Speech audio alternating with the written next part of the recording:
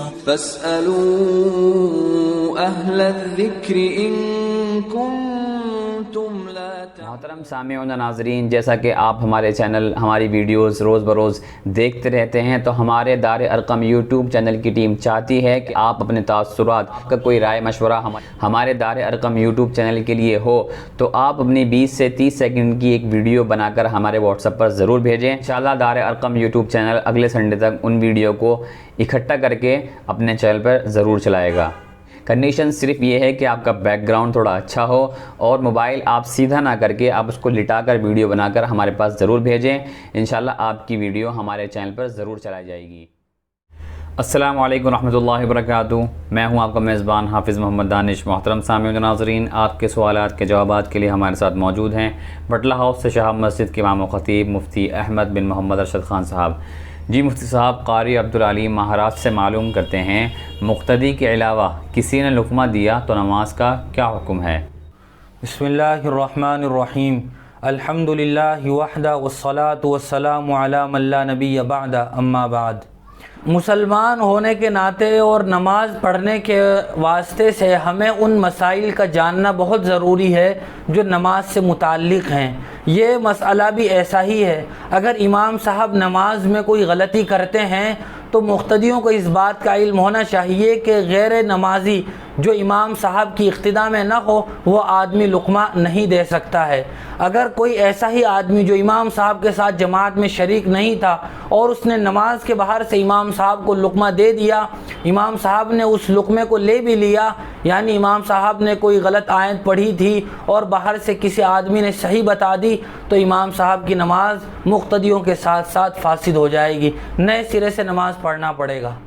ایک خاتون کا سوال ہے، نیل پالش یا ناخن پر مہندی لگانا کیسا ہے؟ جی ہاں، نیل پالش یا مہندی لگوانا خواتین کے لیے جائز ہے، البتہ وہ نیل پالش یا مہندی ایسی نہ ہو کہ جس کی پرت ناخن پر جم جاتی ہو، جس کی تہ ناخنوں پر جم جاتی ہو، لہٰذا اگر ایسی مہندی یا نیل پالش ہے تو پھر لگانا جائز نہیں ہوگا، چونکہ وضو اور غسل کرتے ہوئے پانی ناخنوں تک نہیں پہنچ سکے گا۔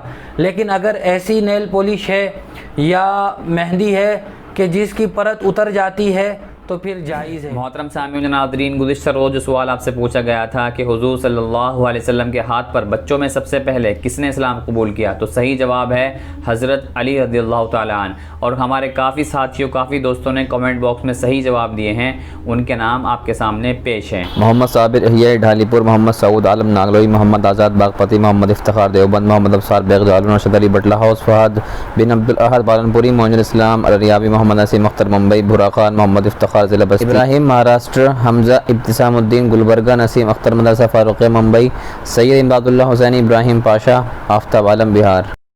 اور آج کا سوال آپ کے لیے یہ ہے کہ حضور صلی اللہ علیہ وسلم کے ہاتھ پر عورتوں میں سب سے پہلے کس نے اسلام قبول کیا؟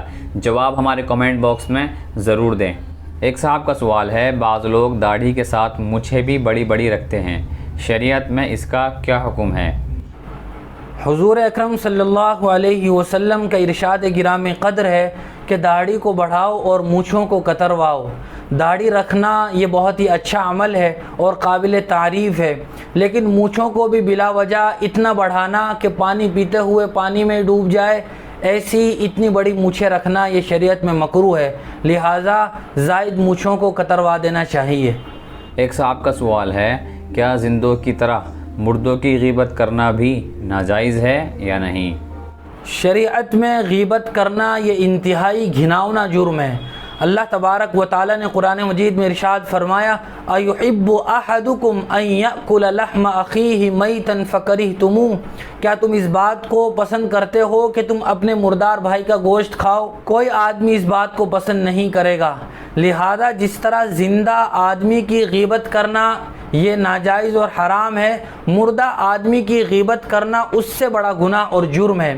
زندہ آدمی کی غیبت کرنے کے نتیجے میں آدمی اس سے جا کر معافی مانگ سکتا ہے، لیکن مردہ آدمی سے معافی مانگنے کی کوئی شکل باقی نہیں ہے۔ اور حضور اکرم صلی اللہ علیہ وسلم کا ارشاد ہے، اذکروا محاسن موتاکم، کہ تم اپنے مردے کو اچھائی کے ساتھ اور خوبیوں کے ساتھ یاد کرو، اس کی برائیوں کا تذکرہ نہ کرو، لہذا مردہ آدمی کی غیبت کرنا بھی جائز نہیں ہے۔ اگر ہم نشاط بغیر بھائی ہم ٹکٹ روحا کے سے سفر معلوم کرتے ہیں تو میں نے یہ ایک سال سرکار پہلے کی بغیر ایک قسم ٹکٹ کے کی ٹرین چوری میں ہے سفر کیا تھا، جس کی تو کیا یہ ادائیگی ناجائز ہمارے ہے؟ لیے اور بہت اگر ہی ناجائز ضروری ہے اور تو واجب اس کی ہے۔ تلافی کس گزشتہ طرح اگر ہوگی؟ ہم نے ایسا کیا تھا تو اس کی تلافی کی صورت یہ ہے کہ جہاں سے جہاں تک سفر کیا تھا اتنی ہی مسافت کا ٹکٹ لے کر اب پھاڑ دیا جائے، جس کی وجہ سے وہ رقم سرکار کے کھاتے میں پہنچ جانے کی وجہ سے تلافی ہو جائے گی اور اللہ تبارک و تعالیٰ کی طرف سے بھی معافی اور بخشش ہو جائے گی۔ بہت شکریہ مفتی صاحب آپ کا۔ اسی طرح کی مزید مسائل کی جانکاری کے لیے آپ اپنا سوال ہمارے کامنٹ باکس میں ضرور دیں۔ ہمارے دار ارقم یوٹیوب چینل کو سبسکرائب کریں، ویڈیو کی نوٹیفیکیشن کے لیے بیل آئیکن کو دبائیں، ویڈیو کو لائک کریں، صدقہ جاریہ کی نیت سے ویڈیو کو شیئر بھی کریں اور اپنے سوالات اینڈ جوابات ہم تک یوں ہی پہنچاتے رہیں۔ جزاک اللہ۔